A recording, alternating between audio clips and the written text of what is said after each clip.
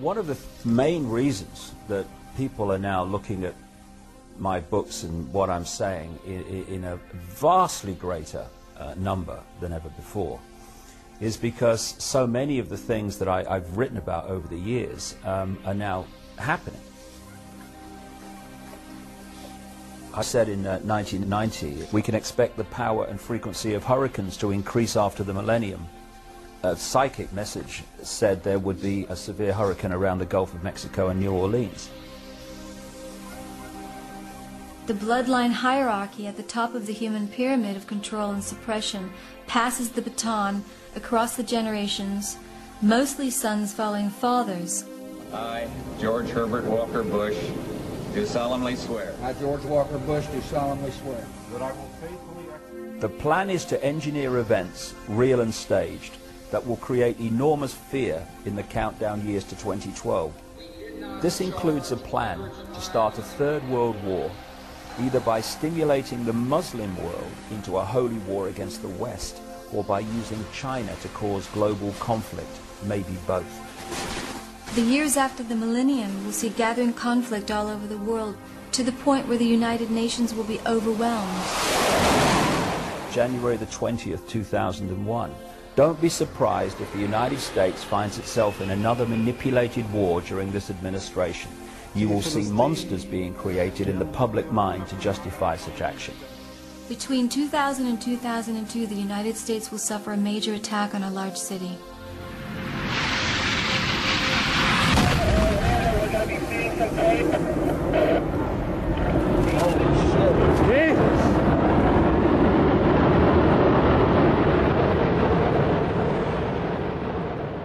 People have perceived me as claiming to be some kind of prophet.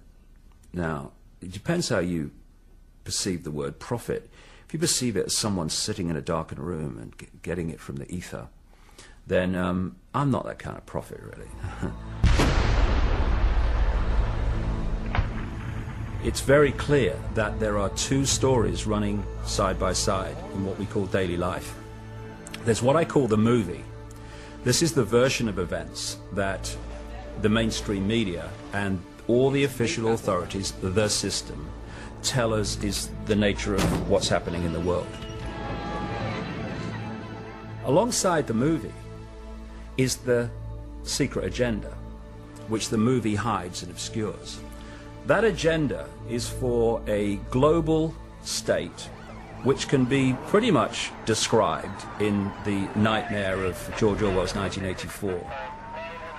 The Big Brother global state, in which there will be a world government, world central bank, world army imposing the will of the world government, world currency, and a microchip population linked to a global computer.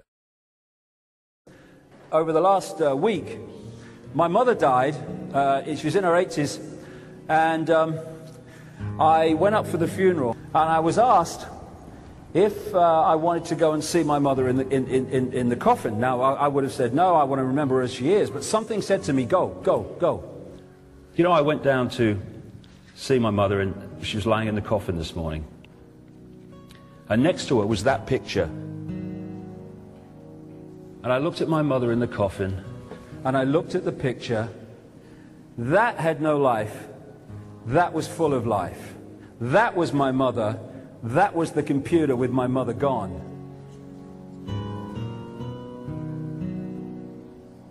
My mother's not in that coffin. My mother's not being cremated today. The vehicle that she used to experience this world and walk among us is what's being cremated today. Look at the sparkle in those eyes. Look at the energy. My mother is still alive because she cannot be anything but alive, because she is infinite consciousness that cannot be destroyed.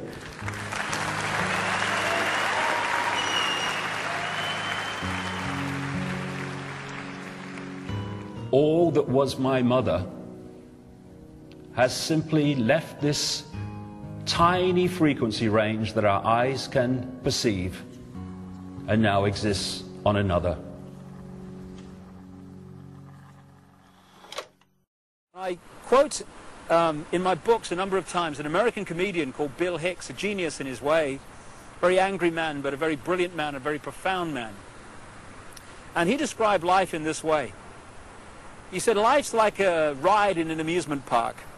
And when you go on it, you think it's real, because that's how powerful our minds are.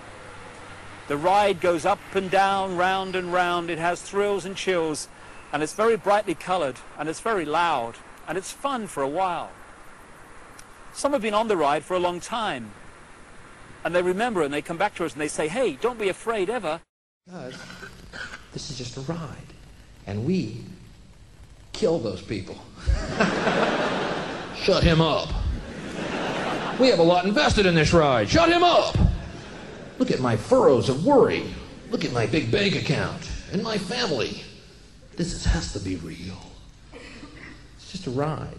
But we always kill those good guys who try to tell us that and let the demons run amok. But it doesn't matter, because it's just a ride. And we can change it anytime we want. In other words, it's just a reflection of our own attitudes. And to change, as Bill Hicks said, doesn't need big bank accounts. It just means a choice right now between fear and love. The eyes of fear want you to put bigger locks on your door, buy guns, close yourself off. The eyes of love instead see all of us as one. Here's what we can do to change the world right now to a better ride. Take all that money we spend on weapons and defense each year and instead spend it feeding, clothing, and educating the poor of the world, which it would many times over, not one human being excluded, and we can explore space together, both inner and outer, forever in peace. what they want to do is hold us where we've always been, in the eggshell. Hold us in this computer-level sense of reality we call the five senses, and disconnected from the infinite consciousness. They want to manipulate what is in our heads so that we see the world they want. The only truth is we are infinite consciousness. We are all that ever has been. Only when we know who we are can we know freedom.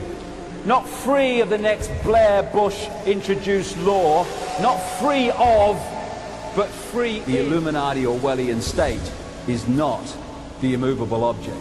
It's there because we're holding it there. When we choose not to, it will crash.